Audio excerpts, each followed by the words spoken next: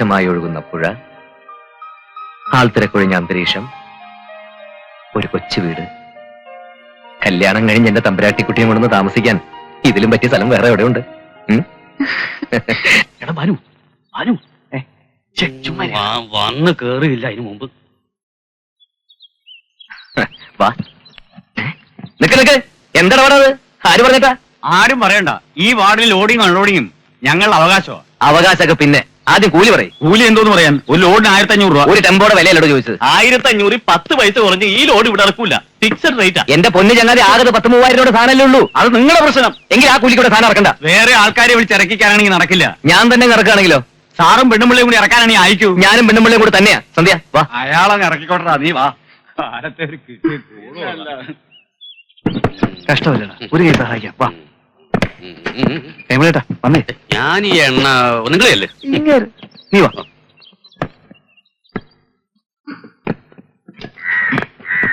ഞങ്ങൾ അടുത്ത വീട്ടിലതാ. പരിചയപ്പെടലൊക്കെ പിന്നെ, ആദ്യം സാധനം ഇറക്കാം.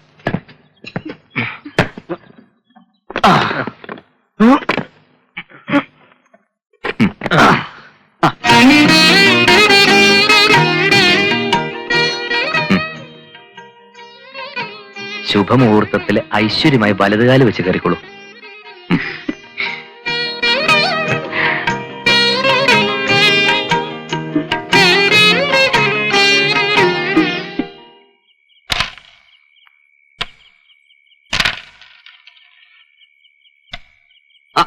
വാരത്തിലോ ശ്രാദ്ധമൊക്കെ ഭംഗിയായിട്ട് കഴിഞ്ഞല്ലോ അല്ലേ? ഭംഗിയായി. എന്താടോ അപ്പുറത്ത് പുതിയ താമസക്കാർ വന്നു. ഓ, ആരാ? ബാങ്കിലോ മറ്റോ ആണെന്ന് തോന്നുന്നു. പുതിയതായി കല്യാണം കഴിച്ചതാ. വൈഫിനെ കണ്ടിട്ട് ജോലികളിലൊക്കെ ഒന്നും. ബലോബല, അത്യുത്സാഹം വേണ്ട. ഏതായാലും ബാലുവിന് പകല് സമയം കളയാൻ വഴിയായി. അയലൊക്കെക്കാർ വന്നാ പിന്നെ പഴയ പോലല്ല, അത് ഓർമ്മ വേണം. നിന്നോടാ മുൻപരിചയില്ലാത്തൊരു ഏർപ്പാടാണ്. ഉള്ള ജ്ഞാനം വെച്ച് ഒരു ആദ്യ രാത്രിക്ക് വേണ്ട സെറ്റിംഗ്സ് ഇത്രയൊക്കെ ഒരുക്കിയിട്ടുണ്ട്. പോരെ?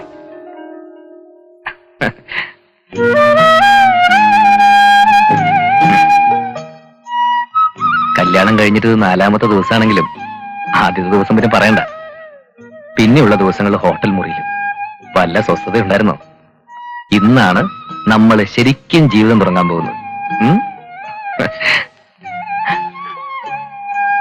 എന്താ മോളെ? എനിക്ക് പേടിയാവുന്നു. ആരെ? എന്നെയാ? പിന്നെ എനിക്കിപ്പോഴാണ് പേടി മാറിയത്. മോളെ വിളിച്ചിറക്കി രജിസ്റ്റർ ഓഫീസിൽ കൊണ്ടുപോയി അവകാശം ഉറപ്പിച്ച് ഇപ്പൊ ഈ മാളത്തിലെത്തുന്നത് വരെ ഞാൻ അനുഭവിച്ച തീ. ഓ, അതെനിക്ക് മാത്രമല്ലേ അറിയൂ. ഇനി എനിക്ക് ധൈര്യമായി. മോള് നോക്ക്, എന്ത് വന്നാലും നമ്മൾ ഒരുമിച്ച് നേരിടും. ഞാനില്ലേ?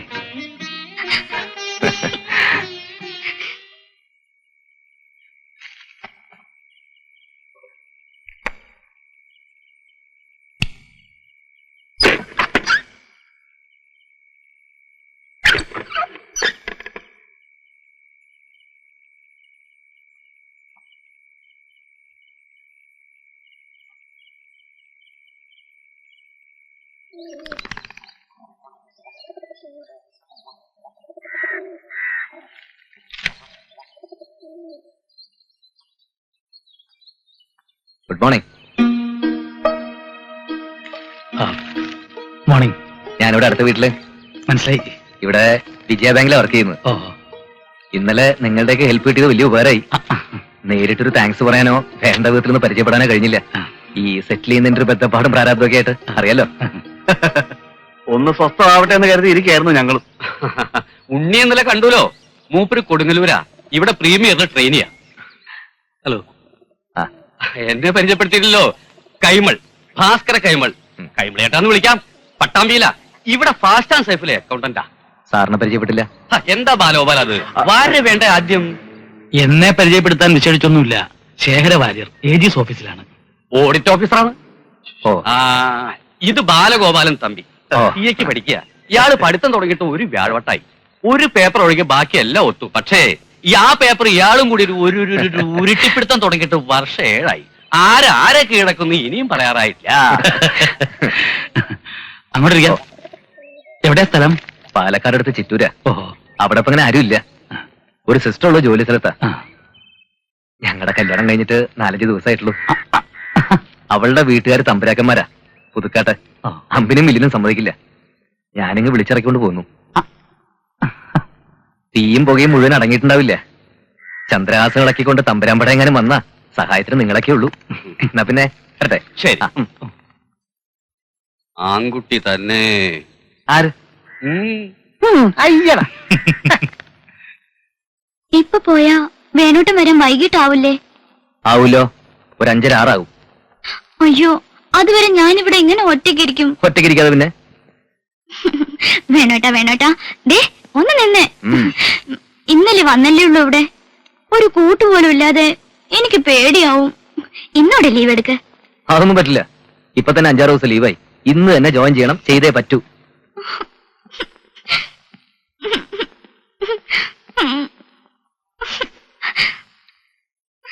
ആ, ഇങ്ങനെ ലീവ് എടുത്ത് കൂട്ടി എന്താ ഒരു അവസാനം?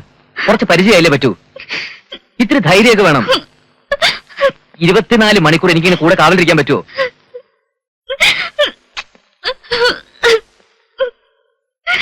ഏയ്, പോയി ഡ്രസ് മാറ്റി. ബാങ്കിലേക്കാ? അതെ, അവിടെ കൊണ്ടുപോയി സേഫ് ഡെപ്പോസിറ്റ് ലോക്കറിൽ വെച്ച് പൂട്ടാൻ. വല്ല ഫ്രണ്ട്സിന്റെയും വീട്ടിൽ ഇടിച്ചു കയറി അവരുടെ ഫാമിലിയുടെ കൂടെ ആക്കിയിട്ട് പോവാം. വൈകിട്ട് വന്നിട്ട് ആലോചിക്കാൻ പിന്നെ ബാക്കി. ബാങ്കിൽ പോവാൻ സമയമായി. മോള് പോയി വേഗം ഡ്രസ് മാറിയിട്ട് വാ. ചെല്ലേ. സാറേ, നമ്മളെ കാര്യം കൂടെ ഒന്ന് ഓർത്തോളേ. ആ, ഏറ്റടോ.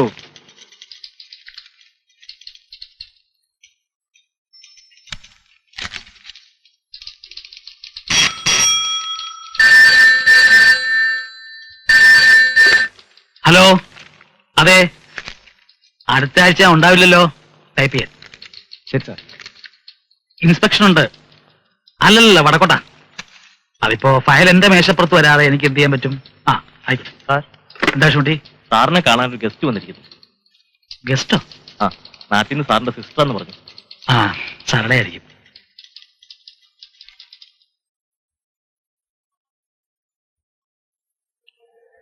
എന്താ സരളെ?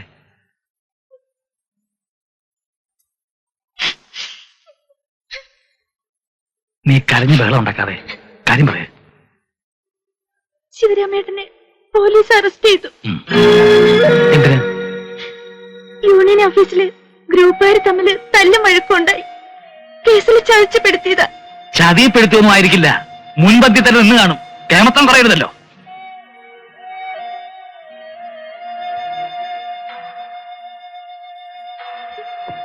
എന്നിട്ടിപ്പോ അവിടെ ഉണ്ട്. സബ് ജയിലില് നീ വാ. യൂണിയൻകാർ ഇടപെട്ടില്ലേ? വക്കീലിനെ ഏർപ്പാടാക്കി. എന്നിട്ട് ജാമ്യത്തിൽ ഇറക്കണമെങ്കിൽ 12,000 രൂപ ചെലവുണ്ടെന്ന്. ഇതിപ്പോ എത്രാമത്തെ തവണയാ? പിള്ളേർ ഇത്രയും വലുതായില്ലേ? ഇനിയെങ്കിലും സ്വന്തം കാര്യം നോക്കാനുള്ള വകതിരിവ് വേണ്ടേ? ശമ്പളം കിട്ടുന്ന തുക മുഴുവൻ യൂണിയന്റെ പേരിൽ നശിപ്പിക്കും. നമ്മുടെ പറമ്പിൽ നിന്ന് കിട്ടുന്ന ആദായം കൊണ്ട്.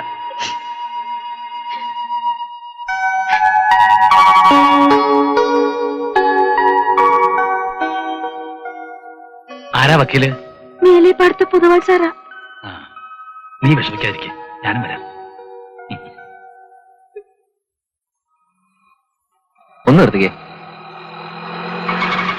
തമിഴേട്ടാ, നമസ്കാരം. ഓ, പർച്ചേസിംഗ് കാര്യം തോന്നുന്നു. ആ, 1-2 ദിവസത്തേക്കുള്ള ചില്ലറ സാധനങ്ങളൊക്കെ. മിസ്സിസിന് ബാങ്കിൽ തന്നെ ജോലിയല്ലേ? അല്ല, ഇവിടെ എംബ്രോയിഡ് അല്ല. ഏയ്, രണ്ടാളും കൂടി രാവിലെ പോകുന്നുണ്ടല്ലോ.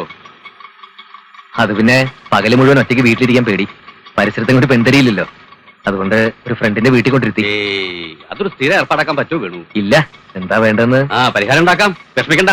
നമ്മുടെ ഹൗസ് ഓണർ പരമനാര് വിചാരിച്ച ഒരാളെ ഏർപ്പാടേക്ക് തരാൻ വിഷമം ഉണ്ടാവില്ല. അകത്തെ പണിക്കും പകലിന്റെ തുണയ്ക്കും ആളായല്ലോ. ആ, ചേട്ടൻ പോരുന്നില്ലേ? വേണ്ട, നിങ്ങൾ പൊയ്ക്കോ, ഞാൻ വന്നോളാം. പോവാ. ഓ, അടുക്കളപ്പണി, തുണിയലക്ക്, നിലം തുടക്കല്, ഇതൊക്കെ കഴിഞ്ഞ് ദിവസം ഓഫീസിൽ ചെല്ലുമ്പോഴേ മണി 11. ആ കൈമളിയേട്ടന്റെ മഹാമനസ്സേക്ക് സ്തുതി. പരമനായരെ ഏർപ്പാടാക്കിയ ചിന്നു നാളെ ഇങ്ങ് എത്തുമല്ലോ. ഇനി എനിക്ക് മനസ്സമാധാനത്തോടെ ബാങ്കിൽ പോവാലോ. അവര് വന്നിട്ട് പിന്നെ വേണോട്ടം പോയാ മതി. ആ, ഞാൻ പോകുന്നതിന് അവര് വരുന്നതിനാണ്. പരമനാര് പറഞ്ഞയച്ചെന്ന് പറഞ്ഞ് ആരാ വരുമെന്ന് എനിക്ക് എങ്ങനെ അറിയാം? ഓ, എന്നാ പിന്നെ ഒരു കാര്യം ചെയ്യാം. ചിന്നു വന്ന് ഊണുണ്ടാക്കി വിസ്തരിച്ചുണ്ട് നിന്നൊരു തൊട്ടിലേക്ക് കിടത്തി ഒരു താരാട്ടും പാടി ഉറക്കിട്ട് ഞാൻ ബാങ്കിൽ പോവാം. ഇതൊക്കെ നേരത്തെ ഓർക്കേണ്ടതായിരുന്നു. എടി